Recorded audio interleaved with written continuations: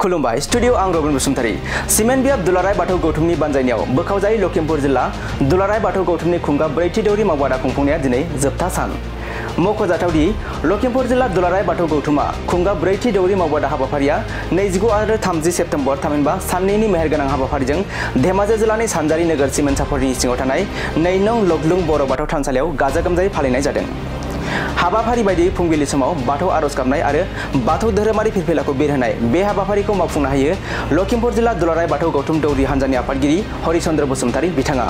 फिरफिला बिरहोनाय हाबाफारि जोबखांनायनि उनाव रुंसारिफोरनो बिबार बावनाय हाबाफारिखौबो लखिमपुर जिल्ला दुलाराय बाथौ गौथुम दौरि आफादनि आखान्थि आफादगिरिया मावफुंनो हायो। मख'जाथावदि बाथौ धोरोमाव मोननाय फोरबोनि गौमुथिनि सायाव बोखावजायै लखिमपुर जिल्ला दुलाराय बाथौ गौथुमनि लेङाइ नेहाथारि बुद्धदेब स्वर्गीयारिया रायजो राजाफोरनो फोरमायना होयो। लोगोसेनो बाथौ धोरोमनि दौरिफोरनाव थानो गोनां गुननि सायावबो 2 नं लादामगुरि बर'गुदि फरायसालिनि गाहाय फोरोंगिरि रनजित दैमारिया गुवारै फोरमायथिनानै होयो। हाबाफारियाव बोखावजायै लखिमपुर जिल्ला दुलाराय बाथौ गौथुमनि बाथौ धोरोमनि गोबां सिबियारि आरो सानजारि नोगोर सिमेन्टसापरनि सिङाव थानाय मोनफ्रोमबो गामिनिफ्राय लखिमपुर जिल्ला दुलाराय बाथौ गौथुमनि खुंगा ब्रैथि दौरि मावबादा खुंफुंनाय हाबाफारियाव बाहागो लानानै हाबाफारिखौ मेहेरगोनाङै जाफुंसारहोयो। गिबियावनो खुलुमबाय। दिनैनि बे जोंनि बोखावजायै लखिमपुर जिल्ला दुलाराय बाथौ गौथुम दौरि आफादनि बा दौरि हानजानि मावबादायाव नोंथांमोना फोसावदिं हिसाबै नुजाथिफैनाय बड'लेण्ड बुब्लि एबा रादाब बुथुमगिरिनिसिम गिबियावनो आं अननाय आरो सिबिनाय बावहरबाय आरो लोगोसे नोंथांमोनखौ साबायखर बावबाय। जोङो दिनै दौरि मावबादा खुंनाया दिनैसिम जोङो बोसोरब्रै जाबाय, ब्रैथि आगान सुरबाय। बे ब्रैथि आगान सुरनायाव जोङो सिमेन्टसापरि बियाबनि सिङाव थानाय 2 नं लकलुं गामियाव दिनै मैयानिफ्राय जागायनानै दिनै नैथि सान। बे नैथि सानाव जोङो फिरफिला बिरहोबाय। फिरफिला बिरहोनायाव जोङो गौथुमनि दुलाराय बाथौ गौथुमनि फिरफिलाखौ जोङो गोजोनै सम लानानै जोङो बिरहोनो हादों। लोगोसे जोंना रुंसारि जालांनाय बिथांमोननि मुङाव जोङो रुंसारिनि मुङाव जोङो बावबाय। बे बावनायखौ जोङो फोजोबबाय आरो मोनसे हाबाफारिया बेखौनो लाबावदों जे जोङो जोंनि बे दुलाराय बाथौ गौथुमनि बिथोन बायदि जोङो बाथौ थाननि बिजाबाव जेरैबायदि लिरनाय दङ, बे लिरनाय बायदि जोङो गासैबो जोङो खौसेथि जानो थाखाय बे गामि बै गामिजों गोरोबलायैखौ जों गोरोबहोनो थाखाय जोङो नाजागासिनो दङ आरो दुलाराय बाथौ गौथुमा जोंखौनो बिथोन हरनाय बायदियै जोङो जे बे हाबाफारि मावनायाव बे हाबाफारिखौ दैदेननायाव जोङो गासैबो गुरु दैदेनगिरि आसारि गोथारि बाथौ गुरु बिथांमोना जोबोद खस्थ' मोन्दों। बे खस्थ'नि गेजेरजोंब्लाबो जोङो गासैबो खौसेथियै नोजोर होनानै बाथौ धोरोमा जे बर'नि गुबै धोरोम, बे बर'नि गुबै धोरोमखौ जोङो बुहुमाव गोसार होनो थाखाय जोङो नाजागासिनो दङ दुलाराय बाथौ गौथुमा। आरो बेयाव जोंहा बर' गुबैनि धोरोमखौ जोङो माबोरै जोङो रैखाथि होनानै माबोरै जोङो बुहुमाव गोमसार होनो हागोन, जौगाहोनो हागोन, बेफोर नोजोरखौ लानानै जोङो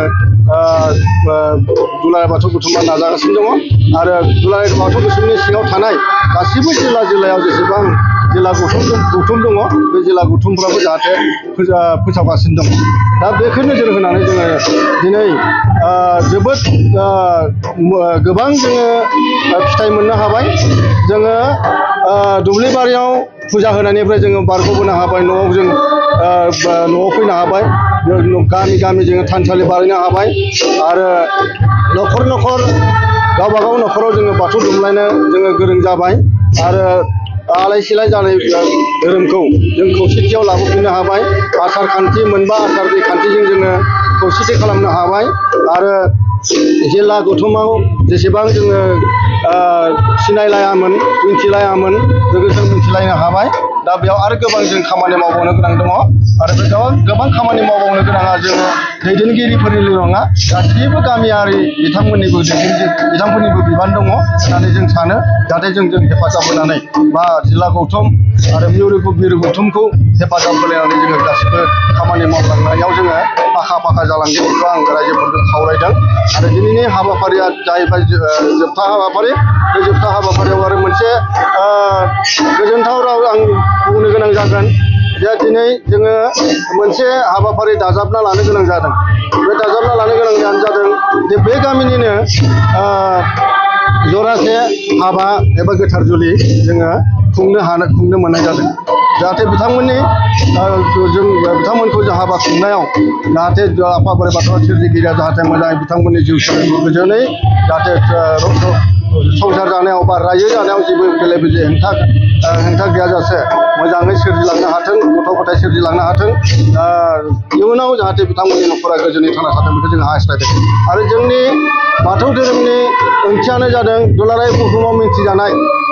दुलाराय बुहुमाव मिथिजानांगौब्ला जोङो किसुमान हिन्दु धोरोमनि जोङो आखल आखुफोरखौ जोङो नागारनांगोन। हिन्दु धोरोमाव जेरैबायदि फुजा फाथाल होयो बे फुजा फाथालखौ जोङो नागारहोनायनि रायजोफोरखौ जोङो मिथिहोनांगोन। बे मिथिहोनायनि बिबाना गासैबो गुरुफोरनि बा गासैबो दौरि आसारि गोथारफोरनि बिबान। बे बिबानखौ जोङो बयबो रुजुनलायनानै जोङो मावलांगोन। बेनिखायनो जोङो दुर्गा फुजानि दिनाव दिनैनि बे हाबाफारिखौ लानाय जादों।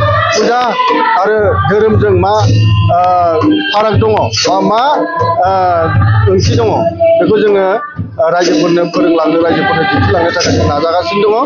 जोङो फुजा फाथालाव हिन्दुफोरनि फुजा फाथालाव जोङो थांबाय थानानै जोङो बिथांमोननि फुजिनायखौनो जों लाबाय थायोब्ला जों हिन्दुनिफ्राय आनज्रायनांगौ जागोन, गोब्राब जागोन। बेनिखायनो जोङो हिन्दुनिफ्राय बाथौआव मिथिजानो थाखाय जोङो दुलाराय बाथौ गौथुमा नाजागासिनो दङ। दा जोंनि रायजो सरकार एबा आसाम सरकारा जोंनो सिकिउरिटि होबाय बा गनायथि होबाय। थिग बिदिनो मिरु गौथुमाव एबा सेन्ट्रेलावबो जोङो गनायथि मोनजानो थांगासिनो दङ। आरो गनायथि मोनजाखांनायनि उनाव जोङो बुहुमाव मिन्थिसार होनायनि बिबानखौ मिरु गौथुमा लागासिनो दङ। मिरु गौथुमनि दारा बे मुलुगाव मिन्थिहोजोबनायनि बिथिङाव जोङो दावखोलांनायाव जोङो बयबो गासिबो हेफाजाब होनांगोन। आरो जोंनि मावबादायाव जोंनि बे दुलाराय बाथौ गौथुमनि सिङाव थानाय आन्दिबारि लखिमपुर जिल्ला एबा बोखावजायै लखिमपुर जिल्लानि सिङाव जोंना 7था बियाब दङ। बे 7था बियाबनिफ्राय जोङो गासिबो बियाबनिफ्राय जोङो सानै थान्दै बिहरदों। सानै थान्दै बिहरनायाव फैजोबाखैब्लाबो जोङो 90% जोङो फैनायखौ जोङो मोनदों आरो। दा बिथांमोना फैनानै जोंनि बे मावबादाखौ मोजाङै खोनासंदों। खोनासंनायखाय जों जोबोद मोजां मोनदों। थिग बिदिनो निजोम एबा आब्रुथि जोङो दैदेनलांनो हायोब्ला जोङो बुहुमाव मिन्थिजायैनि जोङो बाथ्रा फैया, मिन्थिजानायनि जोंना लामायाव थांगासिनो दं आरो।